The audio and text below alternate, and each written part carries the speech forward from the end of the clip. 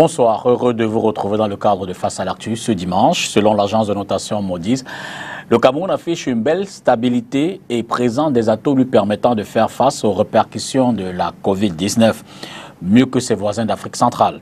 La dite agence a revu ses notes souveraines pour les pays de l'Afrique et d'Asie, dont le Cameroun. Le Cameroun, justement, a ainsi vu la reconduction de sa note B2, accompagnée d'une perspective de stabilité.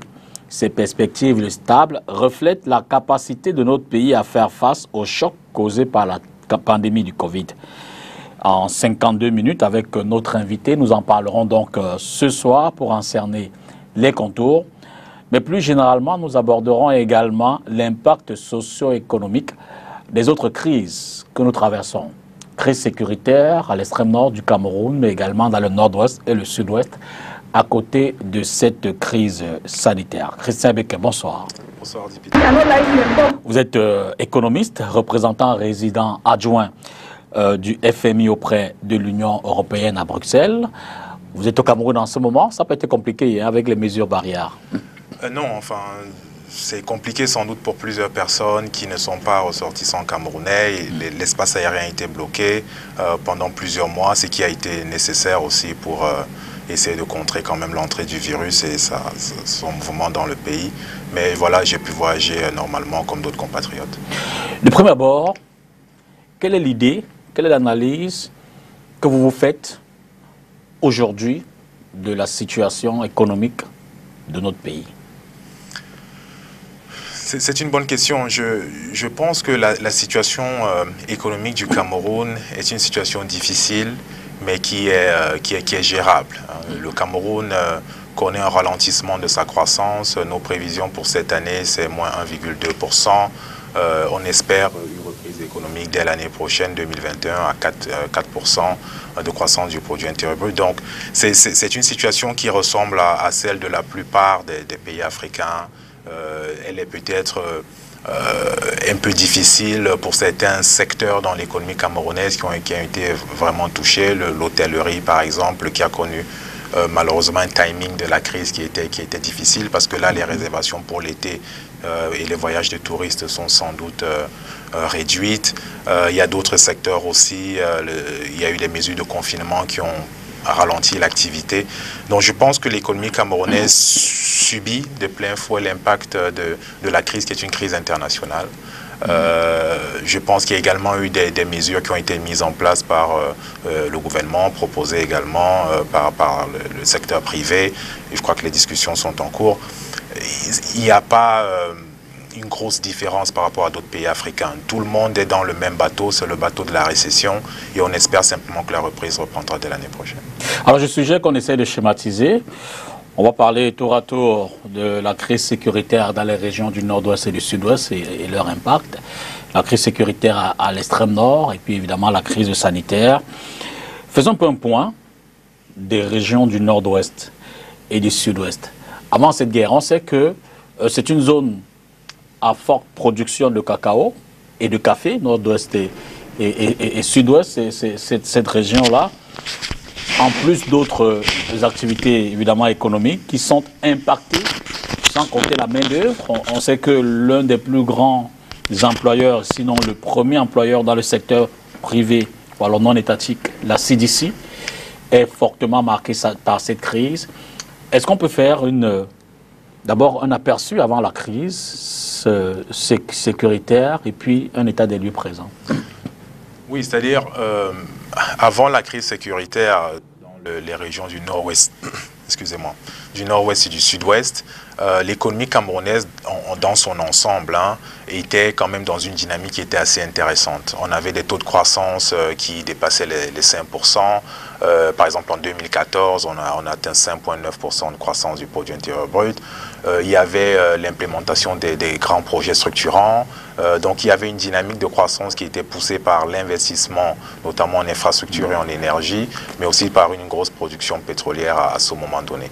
Donc, on avait des perspectives qui étaient assez intéressantes pour l'économie camerounaise. Les grosses questions qui se posaient à cette époque-là, c'était comment rendre la croissance suffisamment inclusive. C'est-à-dire, on générait de la croissance qui était tirée par de l'investissement et par le secteur pétrolier, mais ensuite il y avait les grosses questions, comment est-ce qu'on permet de réduire la pauvreté, créer des emplois pour les jeunes, étant donné les gros déficits que nous avons dans ces secteurs-là. Donc il y avait cette, je vais dire, cette embellie-là. Malheureusement, la crise qui s'est déclenchée dans les régions du nord-ouest et du sud-ouest a sans doute créé un ralentissement dans la dynamique qu'il y avait de l'investissement. Il a fallu faire des priorités ailleurs, il a fallu reprogrammer un peu les dépenses pour certains secteurs, y compris dans le secteur de la sécurité nationale. Donc, c'était à peu près ça l'économie camerounaise à ce moment donné. Il y avait de la croissance. Le gros du travail, c'était de la rendre suffisamment inclusive, et il y avait toutes ces stratégies qui devaient être mises en place justement dans ce sens. Et aujourd'hui donc, avec cette crise, les secteurs impactés, évidemment également en termes d'entreprises, en termes de ressources humaines, une lecture, une analyse? Oui, c'est une crise, déjà une crise sécuritaire crée de l'incertitude. Absolument. Ça crée de l'incertitude, et cela veut simplement dire que ceux qui devaient investir ralentissent en fait leurs décisions d'investissement. Le deuxième effet qu'il y a immédiat, c'est que la crise crée également une contraction de la demande. C'est-à-dire que les gens ne peuvent pas sortir parce que la situation est un peu compliquée. Lorsque vous sortez, vous avez peur d'être kidnappé. Cela crée également donc une contraction de la demande. Les gens n'arrivent plus à acheter suffisamment de produits. Ensuite, vous avez toute cette région dont je parle toujours. C'était une région qui avait quand même un potentiel en innovation qui était assez important. Ce n'est pas seulement la CDC qui joue un rôle important dans cette région, il y avait tout un hub technologique qui se développait dans ces régions-là. Et ça également, ça a connu un effet, il y a eu un impact négatif sur cette activité, notamment en termes d'innovation, à cause de la crise sécuritaire. Maintenant, vous avez un gros employeur comme la CDC, qui est installé là-bas, qui emploie énormément de personnes. Je pense que c'est le deuxième plus gros employeur après l'État. La CDC, à travers ses exportations de produits primaires, nous apporte quand même énormément de réserves en devises. C'est vrai que ces réserves sont mises ensemble dans le cadre de la sous-région, notamment à travers les arrangements de la zone franc, mais il y a un impact également sur nos équilibres extérieurs. C'est-à-dire l'impact, il est direct, l'investissement est bas parce qu'il y a l'incertitude, la demande se contracte parce que les ménages n'ont plus forcément d'opportunités d'emploi et les revenus sont bas. Vous avez également un impact qui est assez négatif sur les recettes fiscales parce que voilà, ces entreprises également, l'activité du secteur privé contribue à la mobilisation des recettes, donc l'État subit des pertes également, mais aussi il y a des pertes en termes de nos équilibres extérieurs. Notre balance courante de la sous-région est également impactée par la crise sécuritaire parce qu'on n'arrive plus à exporter nos produits principaux. Ensuite, il fallait peut-être commencer par là. La crise, l'impact, il est d'abord humain. Les pertes de vie, les personnes qui sont décédées. Donc, voilà à peu près la situation actuelle. C'est une zone qui est sinistrée. On parlera peut-être de comment relancer l'activité dans ces zones après un conflit. Ce n'est pas nouveau. Il y a dans des pays africains, nous avons l'expérience de conflits armés de cette sorte, d'expériences également de reprise économique dans des régions fragilisées. Donc ce n'est pas nouveau, c'est possible d'envisager des perspectives plus intéressantes pourvu qu'il y ait la paix, évidemment. En effet, justement, on va, juste après le reportage qui suit, revenir donc sur les propositions de relance les plus adaptées, sachant que le conflit n'est pas définitivement terminé. Je vous suggère de prendre la première pause de l'émission dans une vidéo choquante filmée le 11 août à Moyouka. Évidemment, c'est dans la région du sud-ouest. Vidéo largement diffusée sur les réseaux sociaux. On y voit 3 combattants séparatistes qui ont roué de coups une jeune dame. Elle a été également traînée sur le sol. Une dame âgée de 35 ans, Confort Toumassang, était également mère d'enfant. Suivez plutôt. Ce seraient les dernières paroles de la dame torturée et tuée dans la zone de Moyouka dans la région du sud-ouest. Au centre d'un interrogatoire, les mains liées dans le dos, elle est accusée par ses ravisseurs de traîtrise et de rapprochement avec les éléments de force de l'ordre présents dans la zone. Le militaire voulait avoir des relations intimes avec moi. Il ne me demandait pas des informations sur vous. Je sais que quand quelqu'un part dans un camp militaire, il est un traître. Mais quand je suis allé là-bas, je lui ai dit que je ne vais plus revenir, car je sais qu'on va me considérer comme une traître parce que les militaires ne sont pas des personnes appréciées ici. Dans les réponses qu'elle apporte aux individus, au visage invisible dans la vidéo en notre possession, on apprend qu'elle a un frère en prison. Des ravisseurs qui seraient aux arrêts selon des informations et des images sur les réseaux sociaux. Des nouvelles, cependant pas confirmées par le ministère de la Défense. Le responsable de sa cellule de communication recommande de faire attention aux fausses informations. Donc, pour l'instant, il faut le dire définitivement, les auteurs n'ont pas encore été interpellés, mais les condamnations, évidemment, sont générales.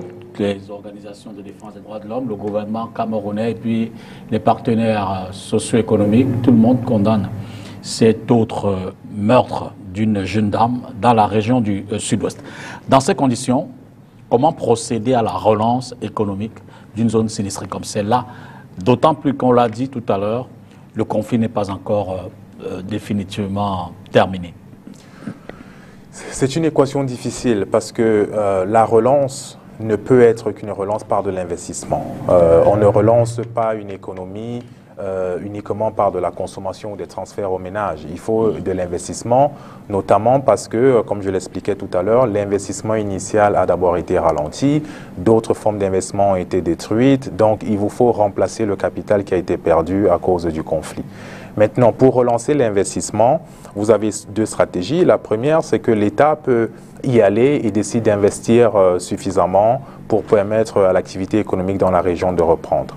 Ou alors l'État peut faciliter aussi, à travers son investissement ou d'autres mesures incitatives, le secteur privé à y aller et à investir. Mais pour ça, il vous faut réduire toute l'incertitude nécessaire. Vous ne pouvez pas demander au secteur privé d'aller dans une région et investir si la paix, par exemple, n'est pas revenue. Mais il est difficile de pouvoir imaginer d'un seul coup que la paix puisse revenir comme ça et que l'investissement puisse reprendre le lendemain. Donc il faudrait, à mon avis, c'est à mon humble avis, peut-être penser une approche qui est un peu plus granulaire, c'est-à-dire qu'on pacifie progressivement la zone et on essaye d'investir en créant le signal que les choses peuvent reprendre de manière plus intéressante dans les régions ou dans les zones qui sont pacifiées.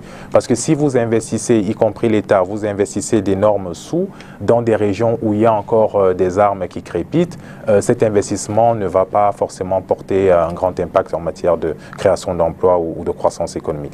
Donc une approche plutôt granulaire, une approche graduelle où on pacifierait ce qu'on peut déjà pacifier dès le départ et ensuite derrière on essaie de booster de l'investissement me semble beaucoup plus crédible et beaucoup plus efficient également étant donné la rareté des ressources budgétaires dont le Cameroun fait face. Et dans ces conditions, comment est-ce que, je veux dire, les populations pourront en bénéficier éventuellement? Il faut une approche participative. D'accord? Donc nous sommes déjà dans le grand thème de la décentralisation, il faut donner plus d'autonomie aux régions et là je pense que c'est un cas d'école qui s'offre à nous, nous Camerounais en matière, nous les intellectuels, en termes de réflexion. Est-ce qu'on ne peut pas créer des formes de ce qu'on appelle des CDD, des Community Driven Development? Donc ce sont des stratégies communautaires où la communauté elle-même identifie quels sont les besoins prioritaires, remonte l'information au niveau des autorités régionales et ces autorités donc font l'équation avec les ressources qui sont mises à la disposition dans le plan de relance pour voir donc ce qui peut être prioritaire. Parce que M. Dipita, il est juste difficile dans une zone qui est sinistrée, une zone fragilisée, de pouvoir avoir la prétention que nous savons ce dont les populations ont besoin sans avoir parlé aux populations. Je pense que lorsque vous avez pacifié une certaine partie et les populations vous expliquent que notre priorité maintenant c'est peut-être l'eau potable parce que nos enfants ont des diarrhées, on a de la mortalité infantile, etc. Nous avons besoin prioritairement d'eau potable, peut-être même avant l'électricité. Vous voyez que vous pouvez orienter les ressources dans ce sens. Et cette approche en fait où les voix de les populations arrivent au niveau des décideurs renforce le caractère inclusif en fait de la stratégie de relance, qui serait une meilleure stratégie qu'une autre stratégie qui consisterait à avoir simplement une vision d'ensemble et dire nous savons exactement ce qu'il vous faut et on vient vous donner ce qu'il vous faut. Une approche participative, ce qu'on appelle le Community Driven Development Approach, c'est une approche justement qui permettrait, étant donné les sources également du conflit dans la région, on connaît la fronde qu'il y a eu là-bas, qui a déclenché ce conflit, il faudrait que les voix des populations puissent remonter en termes de besoins et que les autorités, y compris le secteur privé, utilisent ces informations pour une meilleure prise de décision. Je signale qu'il y a un plan de reconstruction qui est lancé depuis quelques semaines déjà, et conduit par le ministre Paul Tasson. Évidemment, le plan de reconstruction essaye de prendre en compte tous ces paramètres-là, la situation toujours instable. Je rappelle que c'est quand même 45% environ de production de cacao, près de 75% de production de café arabica, sans compter les huiles qui sont produites dans ces secteurs-là. Et évidemment que ça a eu un impact même sur le PIB de la République. C'est tout à fait exact. Ça a un impact non seulement sur le PIB, ça a un impact déjà sur l'emploi. Parce que nous sommes un pays qui a besoin de créer des emplois massivement. Massivement, M. Dipita. En 2050, d'ici 30 ans, la population camerounaise, d'après les projections des Nations Unies, atteindra 50 millions d'habitants. 50 millions en 2050, dans 30 ans. Donc nous avons un besoin vraiment important de créer des emplois. Et la situation au nord-ouest et au sud-ouest a justement ralenti les perspectives d'emploi, de création d'emplois qu'il y avait là-bas. Lorsque vous n'avez pas d'emploi, vous avez des revenus qui baissent. Si vos revenus baissent, vous ne pouvez pas consommer, le secteur privé ne peut pas investir. Donc ça crée une sorte d'engrenage, d'un cercle vicieux en fait, où les frustrations même s'accélèrent, s'aggravent, vous voyez, parce que la situation est créée et les populations en souffrent au niveau de leurs revenus. Mais ça a un impact également sur nos équilibres extérieurs. Je le précise toujours, chaque fois qu'il faut parler du Cameroun, il ne faut jamais oublier que nous appartenons à une union monétaire et nous avons comme contrainte, c'est toujours d'exporter pour avoir des devises, pour pouvoir renforcer la crédibilité de notre régime de change que nous avons, la parité fixe que nous avons avec l'euro. Et vous avez parlé des produits agricoles qui sont exportés depuis cette région, un ralentissement de la production, par exemple de la CDC, parce que dans les champs, vous avez des combattants, des sécessionnistes qui kidnappent des gens. Ça ralentit également la capacité du Cameroun à produire suffisamment de recettes d'exportation. Donc ça va vraiment au-delà simplement du PIB, ça a des impacts redistributifs forts au niveau de la pauvreté, au niveau des pertes humaines, mais également au niveau de notre équilibre extérieur. Je vous suggère de prendre la deuxième pause de cette émission. On va rester dans le nord-ouest, ou précisément dans le sud-ouest cette fois-ci, où là-bas, les autorités municipales font tout pour tordre le cou au mot d'ordre de ville morte. Vous le savez, ce mot d'ordre a été lancé par les séparatistes qui consiste tous les lundis à obliger les populations, les commerçants notamment à fermer boutique. Les autorités municipales de Koumba donc tentent le tout pour inciter les commerçants à ouvrir leurs boutiques. Attention, les commerces non ouverts peuvent en pâtir. Suivez ce reportage. Il passe et les scellés suivent. Le préfet du département de la Mémé, nous sommes là dans la région du sud-ouest, est descendu ce lundi au marché principal de Koumba avec dans sa suite le maire de la ville, le maire de la commune d'arrondissement de Koumba 2e. Objectif, sceller les commerces qui ont respecté le ghost town. Nous, le conseil, avons décidé de faire cette opération dans le but de stopper les villes mortes. Voilà pourquoi je suis dehors avec mon équipe, le sous-préfet et les autres autorités de ma zone pour s'assurer que les boutiques sont scellées.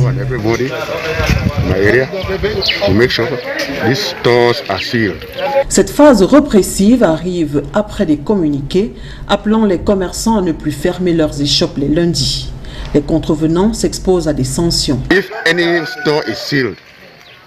Si un commerce est scellé, les propriétaires doivent venir dans mes services après 6 jours.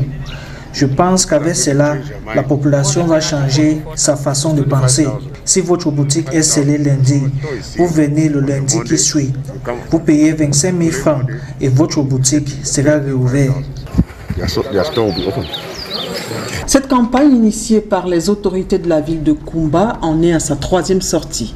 Rappelons que les villes mortes ont été instituées par des séparatistes dans les régions du nord-ouest et du sud-ouest en proie à une crise sociopolitique depuis 2016.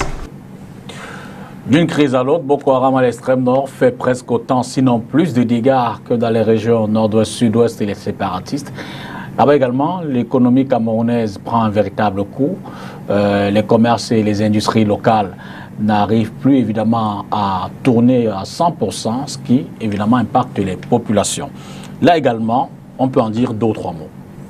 Oui, on peut en dire 2 ou 3 mots. Et ensuite, ce qui est important de souligner quand même, c'est que ces crises ont un timing qui est assez, on va dire, comme une forme de synchronisation du timing, parce que l'activité désastreuse de Boko Haram au nord du Cameroun commence véritablement à partir de 2014. C'est là où on a vraiment des grosses attaques de Boko Haram que notre armée a essayé de repousser, et a repoussé, je veux dire, de manière avec beaucoup de succès quand même au fil de ces dernières années. Donc, et ensuite, il y a le début de la crise au nord-ouest et au sud-ouest quelques années après. Donc, je pense qu'il faudrait préciser ici que l'économie également, l'économie camerounaise à cette époque-là, était une économie qui avait l'ambition de pouvoir réaliser ce grand pari de l'émergence en 2035. Donc les projets structurants avaient démarré, il y avait une forte croissance. Donc c'est dans ce contexte-là, je le reprécise encore, que ces 2 crises sont arrivées. Donc ces crises nous ont mis sur un sentier parallèle de croissance qui n'était pas le sentier initialement prévu. Ça a permis malheureusement de réorienter certaines ressources budgétaires pour le renforcement de la sécurité, des frontières, etc. Donc la crise au nord, malheureusement, à l'extrême nord aussi, arrive dans un contexte où il faut quand même le préciser, c'était déjà des régions quand même les plus pauvres au Cameroun en matière de, si vous regardez tous les indicateurs de développement humain, le taux de scolarité, la mortalité, l'activité économique, c'était des régions qui étaient assez pauvres. Donc il y a là une ouverture malheureuse quand même pour notre pays, c'est que des formes de radicalisation dans des environnements pareils sont rapidement implémentables. C'est-à-dire que vous avez une secte qui peut facilement radicaliser une partie de la population lorsque les besoins sont importants. Donc on peut parler de comment est-ce qu'on peut envisager des choses, mais là il y a ce fameux problème de divergence en fait entre régions. Lorsque dans un pays, vous avez une partie de l'activité économique qui reste très concentrée dans 1 ou 2 régions et le reste du pays a une activité qui est relativement plus faible que là où les pôles de croissance se font, ça peut créer, dans certains cas, comme dans le cas notamment au nord aussi, vous avez une secte étrangère qui peut arriver à radicaliser une partie de la population à cause de justement ces déficits en fait, de convergence qu'il y a. Donc il y a un gros problème. C'est vraiment comment est-ce qu'on arrive tous en tant que Camerounais à repenser le modèle de convergence régionale. Passer au-delà de l'équilibre régional que nous avons, qui a permis y compris apporter une certaine stabilité politique et de la paix sociale, mais aller au-delà de l'équilibre régional et penser la convergence régionale, qui consiste à dire, chaque année par exemple, on peut avoir un rapport qui est discuté à l'Assemblée nationale, qui fait état de la situation de la convergence entre les régions du Cameroun. Est-ce que la Damawa a connu des progrès par rapport à ce qui avait été prévu? Est-ce que la région du centre a connu des progrès? Est-ce que nous avons cette dynamique de convergence qui participe aussi là de vraiment cette volonté de rendre la croissance plus inclusive, y compris sur le plan géographique. Et donc les régions du Nord qui bénéficient aussi d'un soutien de l'État pour relancer l'activité là-bas sont des régions qui sont structurellement quand même en déficit dans plusieurs secteurs. Et cela n'est pas très bon lorsque vous avez des groupes sécessionnistes ou des sectes religieuses de pays étrangers qui circulent dans la région. De ce point de vue, la thérapie est-elle également celle que vous envisagez ou alors proposiez tout à l'heure dans les régions nord-ouest, sud-ouest? Comment relancer l'activité là-bas? Il est clair, vous l'avez dit également, que l'armée camerounaise a quand même pu contenir ces attaques de Boko Haram. Aujourd'hui, on peut évidemment envisager une relance économique qui pourrait effectivement occuper les populations et donc les désintéresser à ne plus être plus ou moins soumises à ces secteurs-là. Quelle est la thérapie? Il n'y a pas de thérapie magique en économie. En économie, on essaie toujours de tester des choses. C'est pour ça qu'il vous faut des données pour voir si vous devez recalibrer à chaque fois ou pas. Donc, il n'y a pas de thérapie magique. Je ne peux pas avoir la prétention d'avoir la thérapie, mais il y a des pistes de réflexion qui sont certaines. C'est une région où le profil démographique des populations, quand même, il y a une forte population jeune. Il y a une forte population jeune et c'est ça qui crée le risque justement de radicalisation. Parce que des jeunes peuvent facilement être enrôlés dans des groupes armés. Il y a une population jeune qui est aussi, il y a une grosse partie qui a besoin de travailler, d'avoir un travail formel, d'avoir des revenus certains. Donc la stratégie principale devrait être à court terme de réfléchir à comment renforcer la capacité d'absorption de l'emploi, de créer des emplois en fait dans cette région rapidement. Donc une activité à fort contenu travail. C'est très important parce que ça occuperait les gens. Ça permettrait aux gens également d'avoir cette connexion, de se rendre compte que la croissance que le Cameroun génère en matière, au niveau agrégé peut également ruisseler dans cette région. Il faut aussi rapidement investir dans les secteurs sociaux. Parce que lorsque vous avez une crise comme celle-là, y compris aussi dans le nord-ouest et le sud-ouest, vous avez quand même un arrêt de certaines provisions de qualité de services publics et de services sociaux. Donc il faut investir dans ce qui est éducation, dans ce qui est santé, dans ce qui est infrastructure, mais avec pour objectif vraiment le mantra, ça doit être comment nous créons des conditions d'emploi pour ces jeunes pour éviter la radicalisation.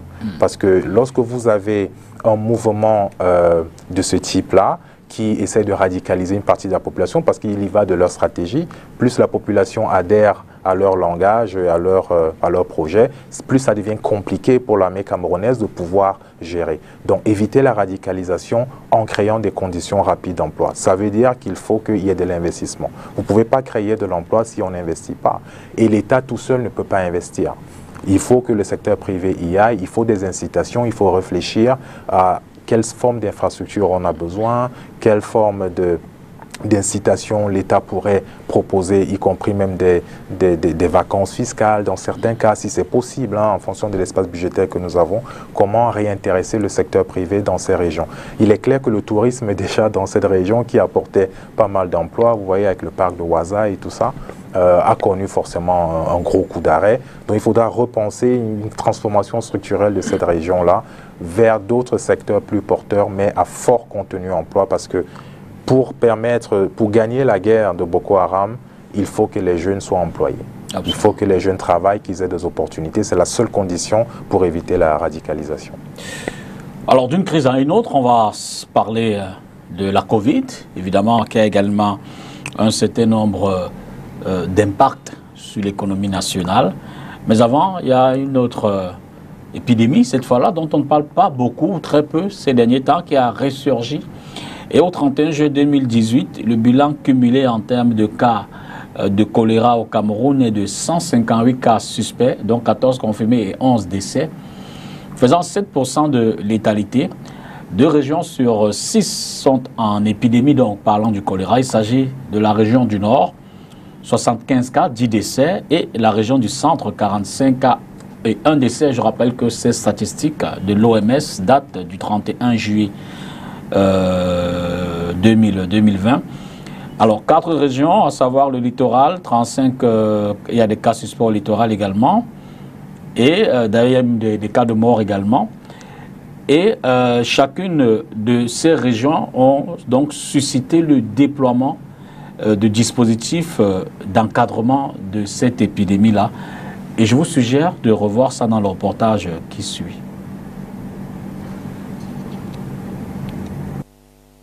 Plus de 700 cas déjà recensés dans la seule région du littoral, avec une quarantaine de décès déjà enregistrés, le choléra a refait surface au Cameroun. En tant que l'Afrique, le Cameroun et Douala particulièrement sont des zones d'endémie de choléra, c'est-à-dire le choléra existe toujours un peu de façon permanente. Il arrive donc à certaines périodes, on note une augmentation anormale des cas, et là on va parler d'épidémie. Donc je pense qu'avec des pluies qui viennent par intermittence, avec des habitudes alimentaires, nous pouvons avoir toujours cette augmentation des cas. Sont principalement touchés les quartiers Japoma, Bonabéry, Nilong, mais surtout Newbel dans le 2e arrondissement de la ville de Douala. Newbel, qui est presque toujours touché à chaque fois que frappe le choléra, ceci peut être en raison de la promiscuité qui y règne. Dans la zone de Newbel, où le quartier connaît beaucoup plus une qualité d'hygiène douteuse. Les gens mangent beaucoup plus en groupe dans les tournées d'eau et on note également les eaux de ruissellement partout qui ne sont pas bien respectées. Les enfants qui marchent dans les eaux de ruissellement ramassent les ballons qu'ils jouent avec, ne se lavent pas les mains après et même certains adultes ne pensent pas à laver les mains avant de manger. Et lorsqu'une personne est atteinte, vivant un peu dans la promiscuité, la forte propension de l'épidémie est immédiate.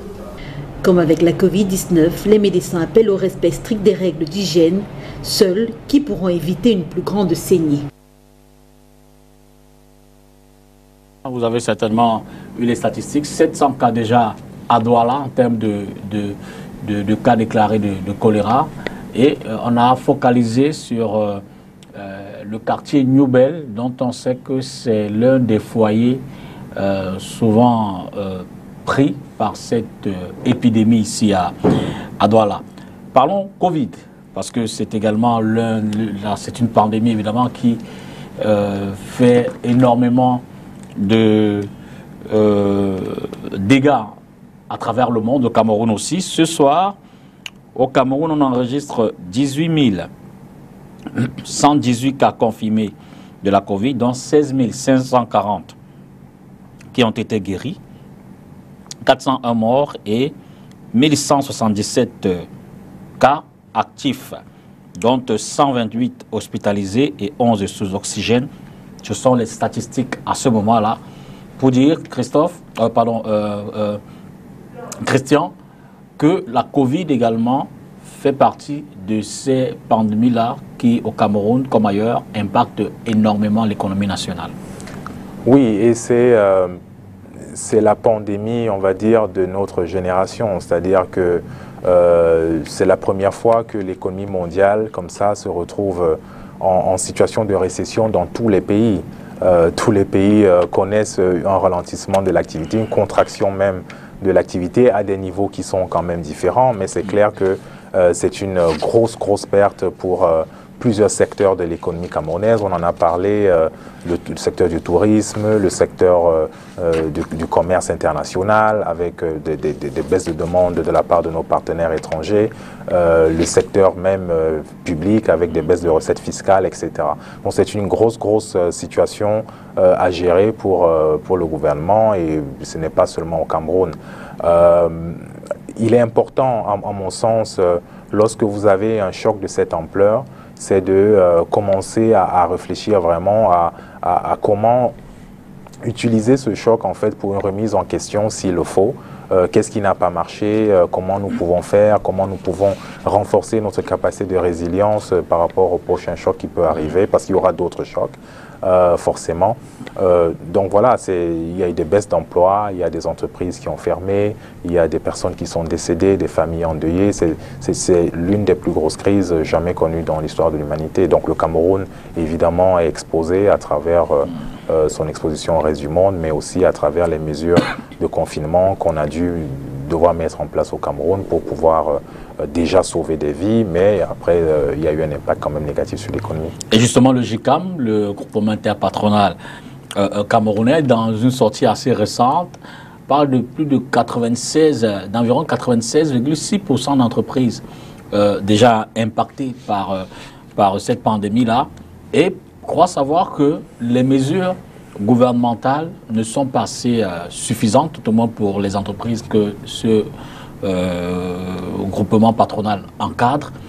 Environ moins de 10% de ces entreprises sont satisfaites et plus de 40% ne le sont pas totalement. Il s'agit j'imagine que c'est une enquête qui a été réalisée par le GICAM. Je pense qu'il y a une enquête également qui a été réalisée par l'Institut national de statistique, qui avait des statistiques également qui montraient qu'effectivement l'impact de cette pandémie sur l'économie camerounaise est sévère.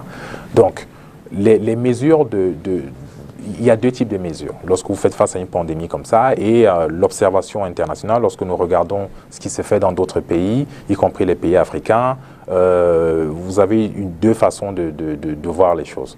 La première, c'est qu'à court terme, qu'est-ce qu'il faut faire? À court terme, vous avez une crise sanitaire, il faut absolument sauver des vies, il faut sauver des populations, il faut prévenir la contagion. Donc je pense que les efforts qui ont été faits dans le secteur de la santé pour apporter tous les moyens possibles et nécessaires pour pouvoir permettre à la pandémie de ne pas trop progresser au Cameroun, mais également de sauver ce qu'on peut, est une stratégie qui est appropriée.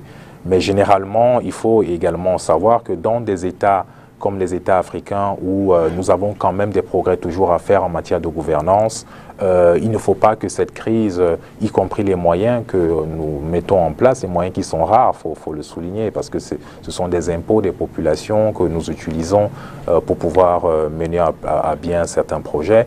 Donc il ne faudrait pas que ces opportunités-là d'utilisation de la dépense publique pour pouvoir sauver des vies soient mal gérées. Vous voyez, il faudrait quand même s'assurer que tous les garde-fous sont mis en place pour être sûr qu'effectivement, dans le secteur de la santé, dans d'autres secteurs où on essaye de soutenir l'activité, qu'il n'y ait pas de fraude, que ce soit vraiment les personnes les plus vulnérables qui en bénéficient, qu'il n'y ait pas forcément de gâchis.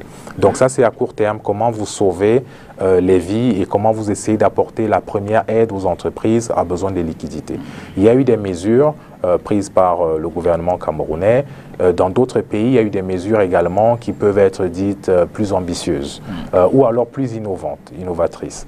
Je pense par exemple à la Guinée-Conakry qui est récemment en train de proposer un plan de soutien à 240 000 ménages, donc c'est près de 1,5 million de personnes en Guinée, grâce à un programme très innovant que le Togo a également implémenté il y a quelques mois. C'est ce qu'ils appellent des cash transferts, des transferts directs aux ménages. Vous voyez, dans ces pays comme au Cameroun, les populations ont toutes des comptes Orange Money ou de téléphonie mobile ou MTN Money, etc. Donc ces comptes de téléphonie mobile sont utilisés dans ces pays-là, justement après identification par de la biométrie. On identifie les ménages les plus vulnérables, on travaille avec l'Institut national de statistique pour rapidement établir un profil de pauvreté de ces ménages et rapidement on peut procéder à un transfert mensuel et dans le cas de la Guinée par exemple c'est pendant 6 mois, un transfert directement dans les comptes de téléphonie mobile des ménages les plus vulnérables à des transferts monétaires. Mais ça également, il faut savoir que ça dépend des contraintes. Lorsqu'un pays fait face à des contraintes budgétaires, un espace budgétaire qui est relativement serré, donc il ne peut pas dépenser sans compter, les mesures peuvent avoir une intensité différente. Donc si vous avez par exemple des contraintes de liquidité pressantes et qui font que vous ne pouvez pas faire des transferts directs par exemple, vous pouvez plutôt soutenir les entreprises d'une autre façon. Par exemple, vous pouvez penser à des programmes de garantie. Vous pouvez garantir notamment pour le cas des petites et moyennes entreprises qui dans la situation normale, déjà, n'ont pas un accès au crédit qui est suffisamment simplifié. Les petites et moyennes entreprises souffrent de contraintes liées à l'accès au crédit bancaire. Vous pouvez faciliter quand même à travers des garanties, y compris publiques, créer une institution, par exemple, qui peut permettre d'apporter sa signature à certaines entreprises, petites et moyennes entreprises, qui sont viables et qui souffrent malheureusement de certaines contraintes de liquidité en ce moment à cause de la pandémie du Covid-19. Donc il y a des mesures à la fois qui impactent directement le déficit. Les mesures de transfert direct aux ménages vont impacter le déficit. Donc si vous avez énormément de contraintes, vous pouvez penser à des mesures qui sont au-delà du déficit budgétaire, des mesures par exemple de garantie ou simplement la signature de l'État peut permettre d'ouvrir quand même un certain nombre d'opportunités à certaines entreprises. Je pense à certains secteurs comme les secteurs qui sont hyper sinistrés par la crise. Ces secteurs pourraient bénéficier dans certains pays ou dans certains environnements de garanties de l'État pour pouvoir permettre aux banques de leur faire davantage confiance. On sait également que notre économie est quand même fortement marquée par l'informel. Derrière, on va essayer de voir un peu comment intéresser ce secteur-là, qui n'est pas forcément dans le schéma classique que vous venez d'écrire. Mais je suggère de revenir sur cet autre élément de la semaine. Il s'agit de la tenue d'une session du Conseil supérieur de la magistrature qui a eu lieu le 10 août, c'était lundi dernier, et a abouti à d'importants changements dans la magistrature. Suivez ce reportage. C'est une réunion qui était très attendue dans le corps de la magistrature depuis le 7 juin 2017, il y a 3 ans. prévue d'emblée le 6 août dernier. Elle a été reportée au 10 août, le président de la République étant toujours en séjour dans son village natal, Mbomeka. C'est le 9 août qu'il a regagné la capitale politique afin de présider ce conseil qui s'est tenu sous fond des crises. Crise sanitaire Covid-19 et crise au sein de la magistrature camerounaise. L'on annonçait en effet des sanctions allant jusqu'à la révocation de certains magistrats véreux. Le Conseil en a décidé autrement. Parce qu'il n'y a pas eu de dossier disciplinaire instruit. C'est quand le Conseil de discipline finit de faire l'instruction que le président public décide de traduire un magistrat devant le Conseil supérieur de magistrature en conseil de discipline. À ce moment-là, il peut être assisté par un avocat ou par un de ses pairs. Cependant, au cours de ces travaux qui se sont tenus à huis clos, les 17 membres du Conseil de la magistrature ont donné leur avis sur le fonctionnement de la magistrature camerounaise, notamment en ce qui concerne la nomination des magistrats qui suscite d'intenses débats ces derniers jours. Aussi, les membres du Conseil supérieur de la magistrature ont sollicité des clarifications sur les véritables missions du magistrat, très souvent incompris au sein de l'appareil judiciaire. Ceux qui pensent que la justice est inféodée, c'est mal connaître le mécanisme du fonctionnement judiciaire. Le président de la République est garant de l'indépendance du pouvoir judiciaire. Et ceci ne dépend pas des états d'âme du magistrat. Un conseil de discipline a été mis sur place, les membres ont été désignés et le travail de ce conseil de discipline, c'est de veiller justement à ces dérives. Il faut noter que les membres nouvellement nommés au sein de ce conseil ont prêté serment à l'issue des travaux.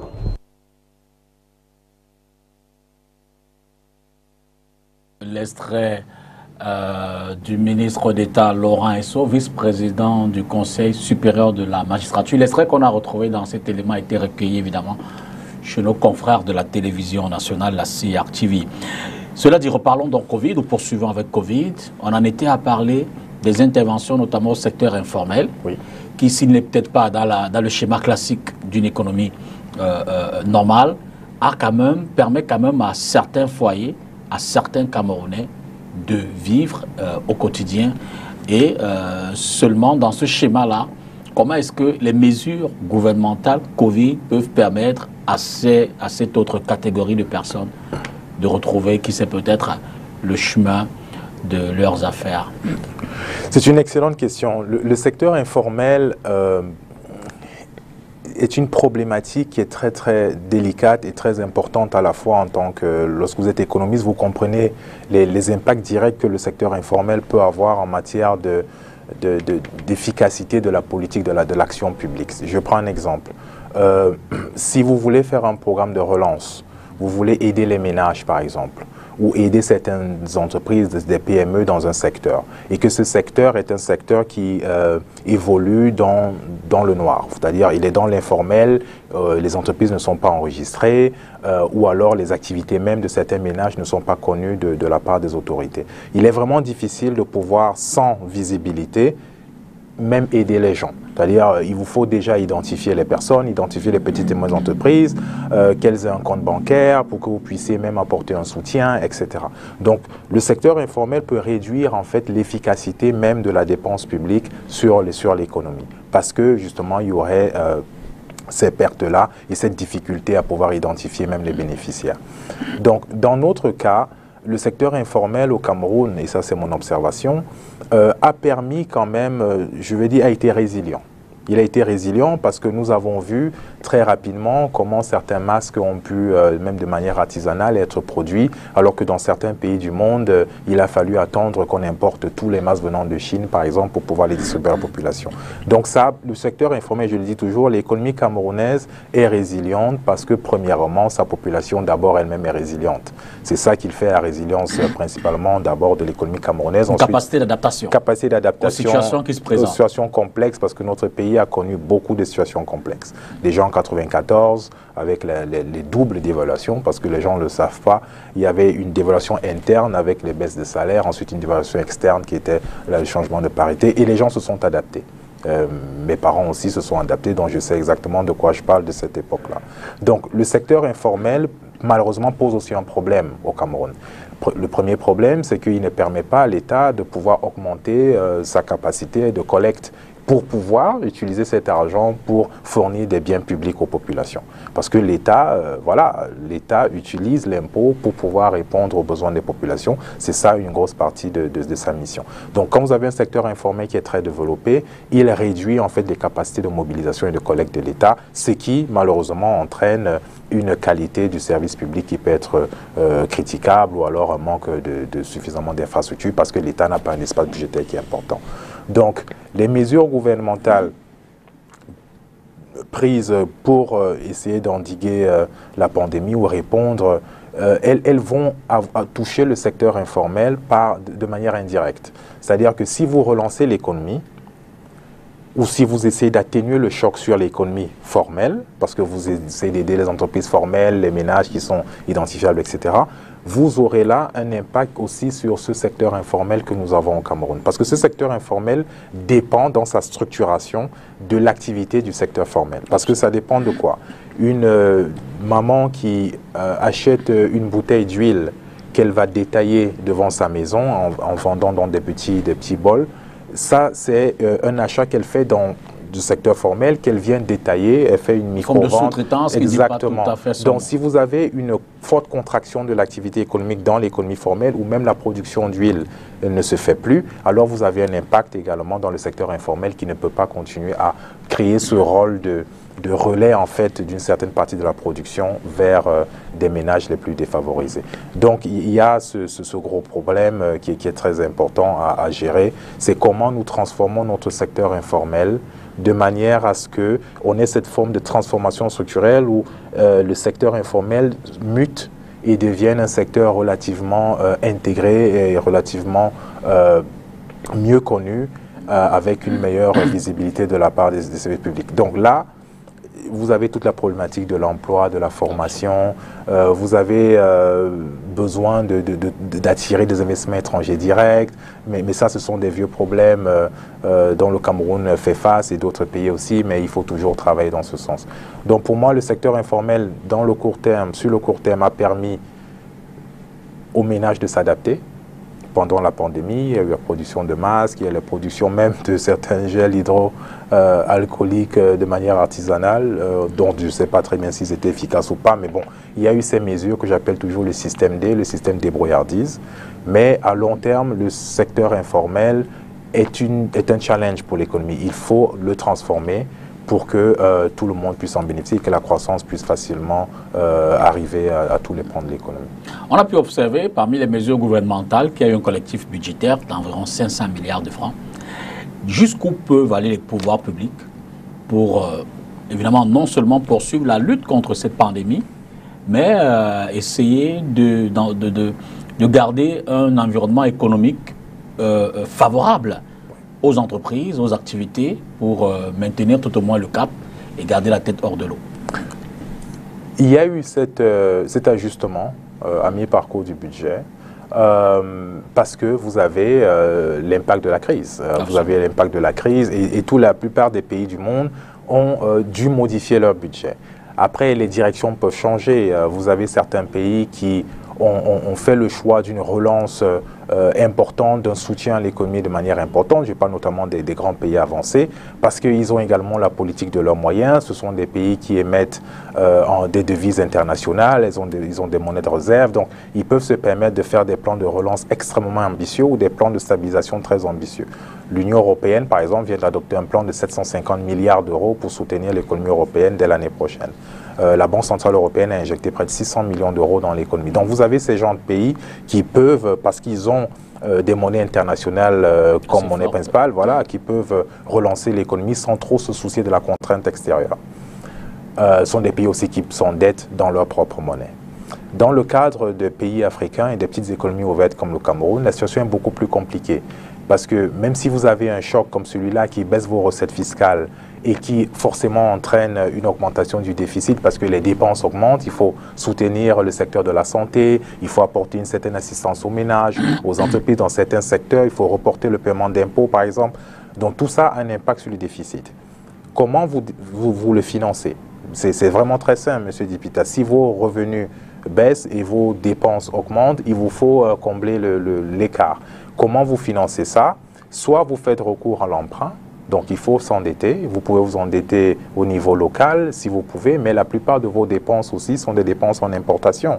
Donc même si vous endettez en francs CFA et qu'il faut que vous achetiez des produits importés, par exemple pour certains appareils ou certains produits bien spécifiques pour certains secteurs, il vous faut en fait faire ces dépenses en devises. Donc si vous endettez en francs CFA en monnaie locale sur le marché régional, ça peut ne pas forcément vous être utile.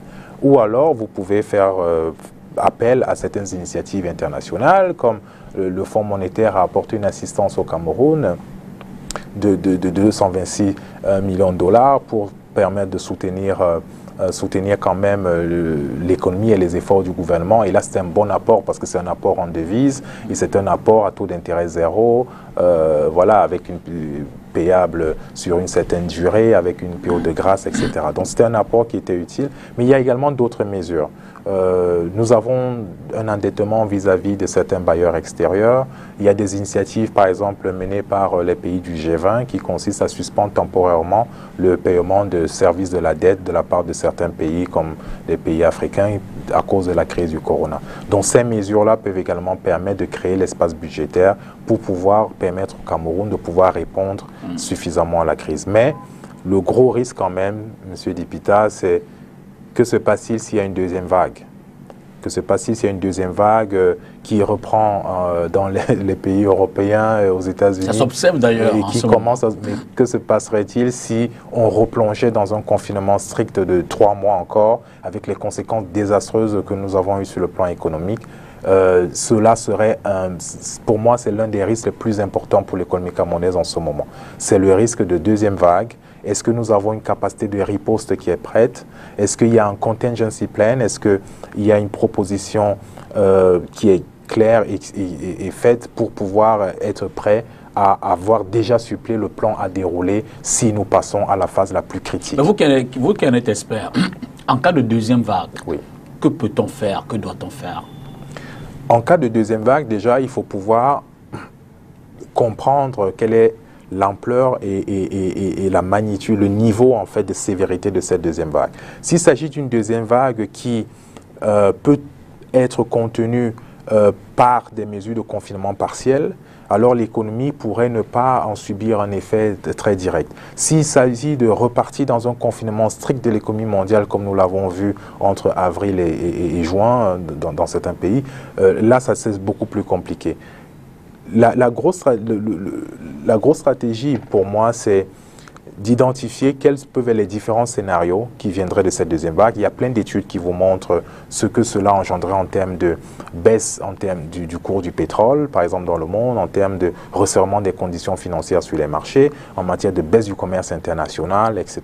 Lorsque vous avez donc ces paramètres exogènes qui vous sont donnés par ces projections faites par des analystes, maintenant, vous pouvez identifier quels peuvent être l'impact sur votre économie. Mais il est important d'avoir déjà préparé des scénarios clairs de comment nous allons redéployer un plan pour pouvoir stabiliser l'économie en cas de deuxième vague, parce que c'est le risque le plus important dont fait face l'économie mondiale.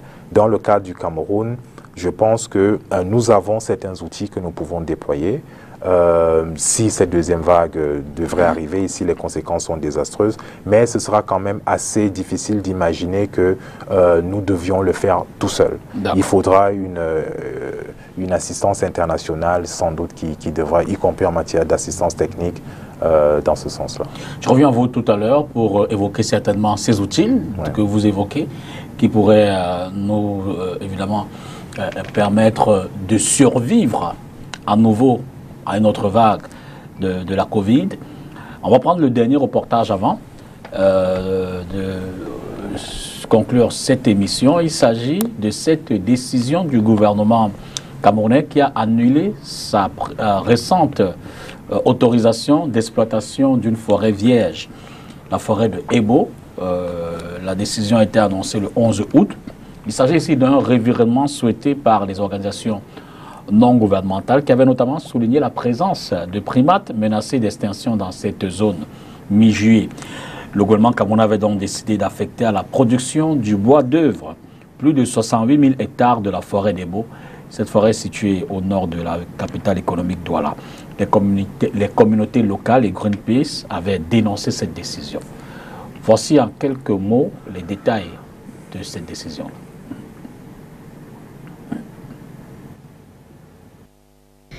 C'est littéralement une raclée que le chef de l'État, à travers le communiqué Radio Presse signé ce 11 août 2020 par le secrétaire général des services du Premier ministre, assène au ministre des Forêts et de la Faune et plus loin au Premier ministre chef du gouvernement.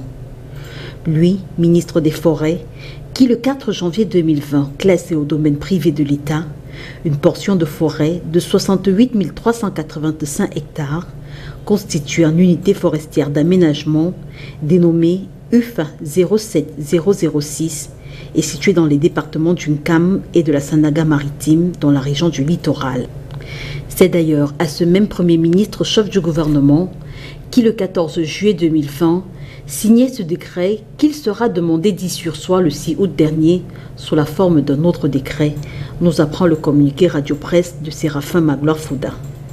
Ce qui se dit, c'est que le gouvernement, à travers son ministre Jules Dorindongo, entendait accorder cette portion de forêt à des opérateurs sous forme de concession forestière, espace qui à la base devait être transformé en parc national. Cependant, des organisations de la société civile comme Greenpeace et les populations riveraines s'y sont fortement opposées dans l'optique de préserver la biodiversité qu'abrite cette forêt. Si Maître Emmanuel Sim, ressortissant de cette zone, salue la décision du chef de l'État, en face, d'autres ressortissants estiment que le gouvernement a été fondamentalement induit en erreur. C'est par exemple le cas de l'honorable Samuel Maud qui annonce des rencontres à l'horizon et c'est seulement au terme de celle-ci qu'il pourra s'exprimer sur ce qui semble être la fin de la partie sifflée par Paul Biya. En 2 minutes donc, on va essayer de terminer cette analyse autour des conséquences de la Covid et notamment des mesures à prendre. Vous parlez de quelques outils. Peut-on s'attendre à un retour de l'État interventionniste dans l'économie, par exemple?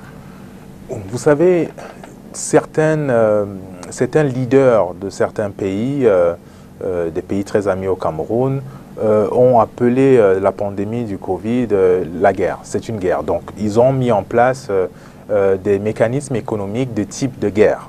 Okay? C'est-à-dire, vous avez, dans certains cas, au début de la pandémie, vous vous souvenez, on demandait à certaines entreprises de fabrication, par exemple, d'aspirateurs, maintenant de se mettre dans la fabrication de respirateurs pour les hôpitaux. Et c'était un ordre de l'État de faire en sorte. Donc, l'État interventionniste, il ne faut pas simplement s'arrêter sur des cycles. Lorsque vous avez une grosse récession économique, une partie de votre population meurt et d'autres sont à risque de perdre la vie. Vous avez des secteurs économiques qui risquent d'être sinistrés pendant très longtemps. Vous n'avez pas d'autre choix, vous, en tant qu'État, et c'est votre rôle de pouvoir proposer en fait la première assistance à l'économie. Il n'y a personne d'autre qui peut permettre la relance économique lorsque vous sortez d'une crise comme celle-ci, autre que l'État. Donc l'État interventionniste, l'État keynésien, l'État stabilisateur, tout ce que vous voulez, je pense que c'est la doctrine adoptée par la plupart des États, quasiment tous les États du monde. Comment nous soutenons l'économie? Et dans le cadre de nos petits pays comme le Cameroun ou dans notre région, la CEMAC, comment nous réalisons ce pari, qui est un pari difficile, avec des ressources limitées. Et c'est ça tout le challenge et toute la difficulté également, avec un espace budgétaire limité, avec un endettement que nous ne pouvons pas rendre illimité parce que nous nous endettons généralement en devises étrangères que nous ne contrôlons pas. Merci. Comment est-ce que nous pouvons réaliser le pari de relancer l'économie, de soutenir les ménages et de protéger les gens lorsque les ressources sont limitées? Il y a des façons de faire. Il vous faut déjà améliorer la qualité même de vos dépenses publiques. Il vous faut réaménager les priorités. Il faut insister là où le multiplicateur budgétaire est plus important. Il vous faut ensuite faire les réformes nécessaires pour permettre à votre économie d'être plus résiliente sur le long terme, parce qu'une fois de plus, des crises, il y en aura toujours. Et le Cameroun ne peut pas simplement se permettre de toujours dire nous faisons face à un choc, nous ne pouvons pas réagir de manière illimitée parce que nous sommes contraints. Christian Becquet, merci de vous être arrêté dans Face à l'actu ce soir pour décrypter et apporter votre expertise pour les sujets d'actualité, notamment la Covid et les conséquences économiques sur les crises que nous traversons. Merci. Je rappelle que vous êtes représentant résident adjoint du FMI auprès de l'Union européenne avec siège à Bruxelles. Merci, bon début de semaine et à dimanche prochain 19h pour une autre édition de Face à l'actu. Bonsoir.